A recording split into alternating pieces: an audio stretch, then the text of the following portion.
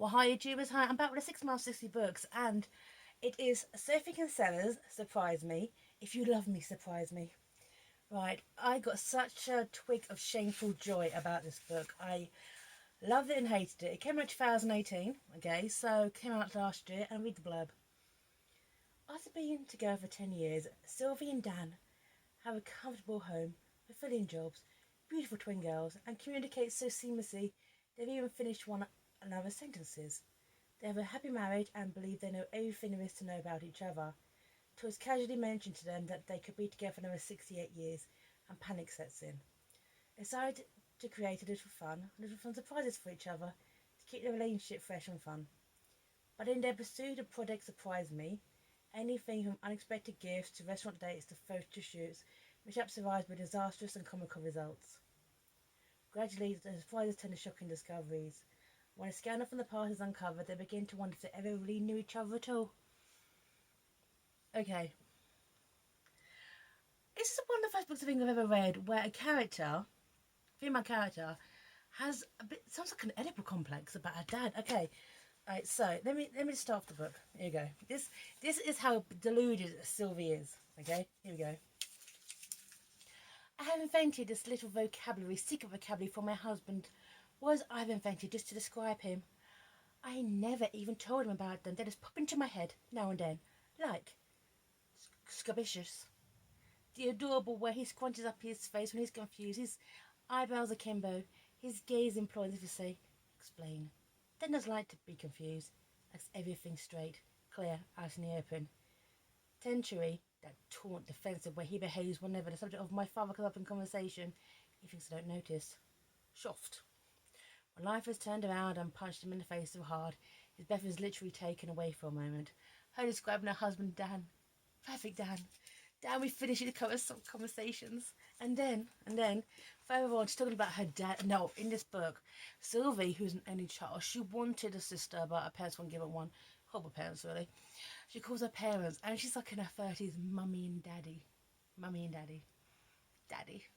Here you go.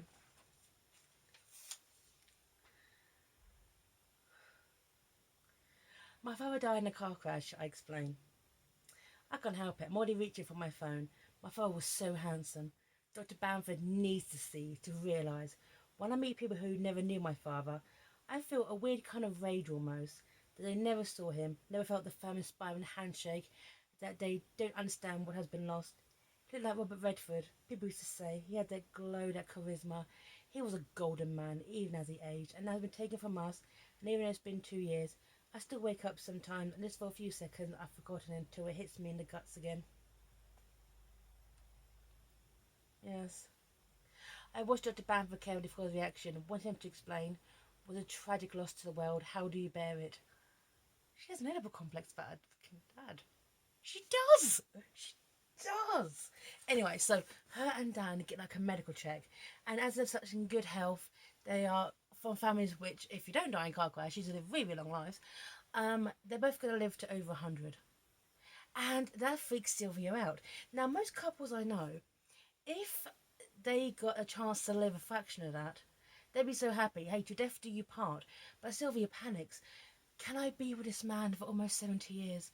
So hence Project Surprise Me is born, okay? But think about Project Surprise Me, okay? It's what's going on further along, okay?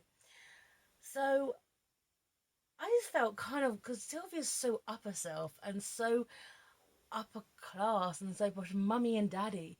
I actually couldn't wait for a little house of cards to come crumbling down, even though I'll get to the reason why it's quite sad. And well, Sophie Kinsella novel was actually quite brutal as well. But anyway, so this is like this is like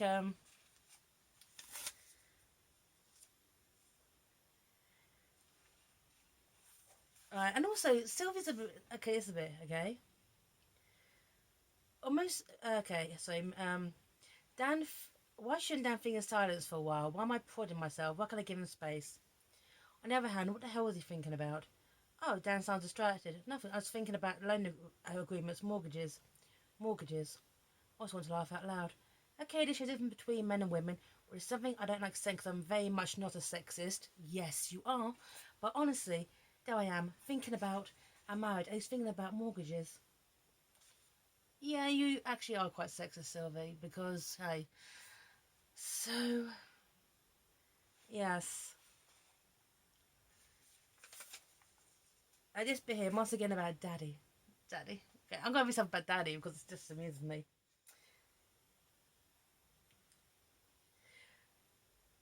What's frustrating is that we didn't like that when we first. He wasn't like that when we first got together. He and Daddy really got on. We go out sailing, all four of us, and have a great time. I mean, that was obviously far better at sailing than Nan, who never done it before. But it was okay because they respected each other. Dad would joke that he could do with Dan's eagle eye overlooking his accounts team, and he did generally ask Dan's advice a few times.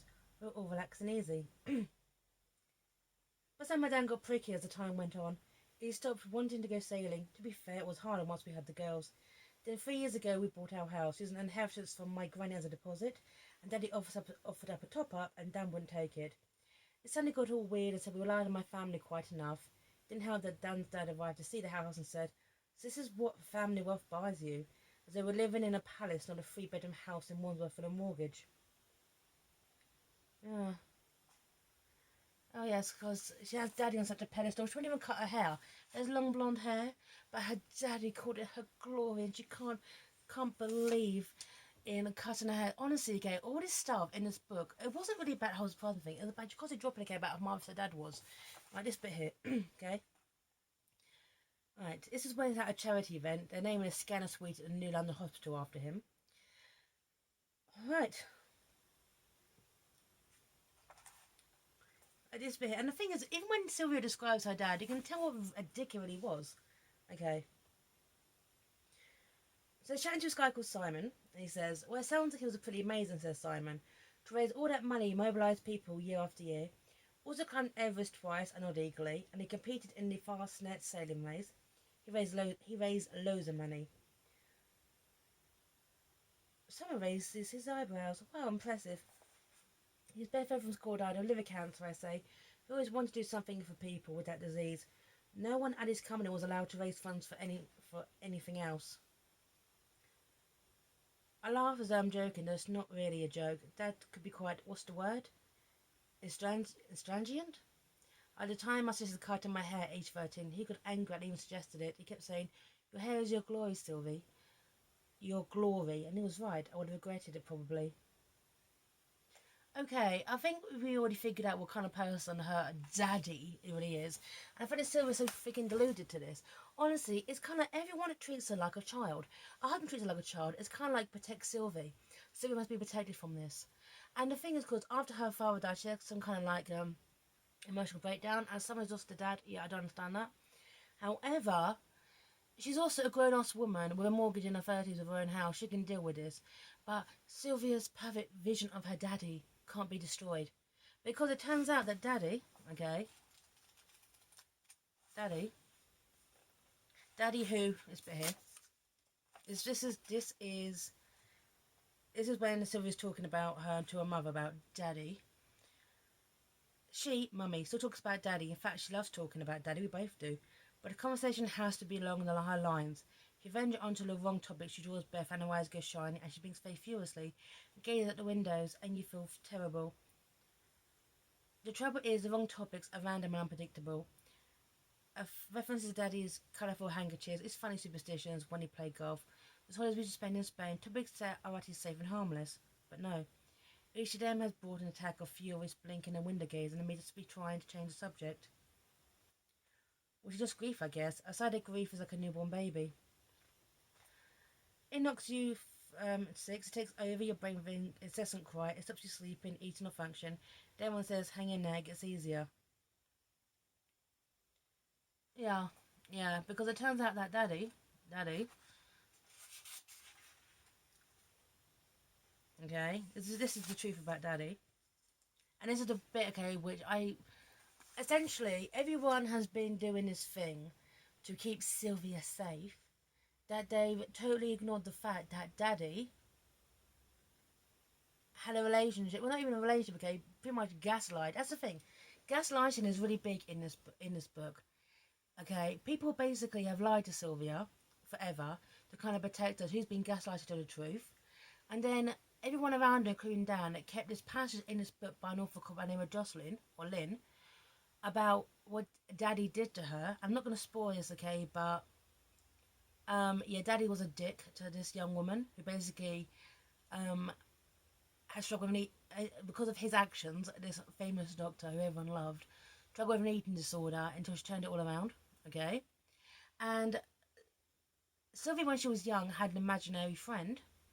That imaginary friend wasn't imaginary. This imaginary friend called Lynn was Jocelyn. Essentially, for Sylvie's entire life, she's been gaslighted. Okay.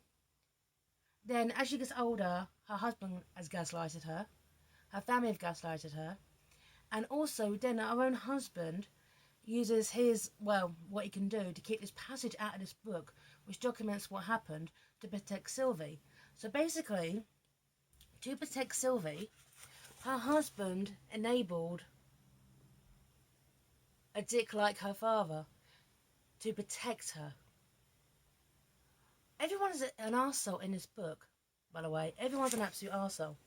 Everyone is an absolute arsehole. But as I said, Schadenfreude.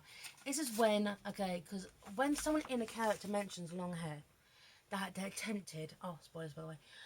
Someone in a book mentions long hair, attempted to cut, okay? Then by the end of the book, they're going to cut the hair. So he does. Cuts it all by herself. Okay? I tried to talk to Mummy a lot over the last months. Many times I sat on the sofa with her and tried to bring up different subjects. I tried to explain why I cut my hair off and why I flipped out, and I can't treat like a child anymore. Shut up while the grown-ups confer. I tried to explain how wrong the whole Lynn thing was. I tried to explain how mixed up my feelings are about Daddy. I tried over and over to have a proper empathic conversation, the kind I feel we should be having. But everything bounces off, nothing lands. She won't meet my eyes or acknowledge the past, or stiff position an inch. For her, Daddy is still golden, untouchable hero of her family. Joss is the villain, and I'm the turncoat. She's locked in a kind of ossified reality, surrounded by her photos of Daddy and a wedding DVD, which still plays when the girls visit. I don't watch it anymore. I'm done with it. Maybe I'll revisit it in 10 years or so. Yeah, yeah. And then it ends with Sylvie and Dan getting me married. Okay, a little blessing. And she went when they were Wang. Yes, of course. Overall, first of all, I like the fact that it's maybe maybe it was quite gratifying seeing Sylvia's house of cards falling apart. The actual surprises themselves, I didn't even care. That finds you about her daddy. It was her really coming to terms with, being married to this man for 60, 80 years. And that scared her so much. So, yeah, I did enjoy it actually. I did. It was different. It was different. And forget about the surprises. They're mundane. They're pathetic. Okay? The story about her getting over being gaslighted by her entire family is way more interesting. So, YouTubers, sign off here. And bye now.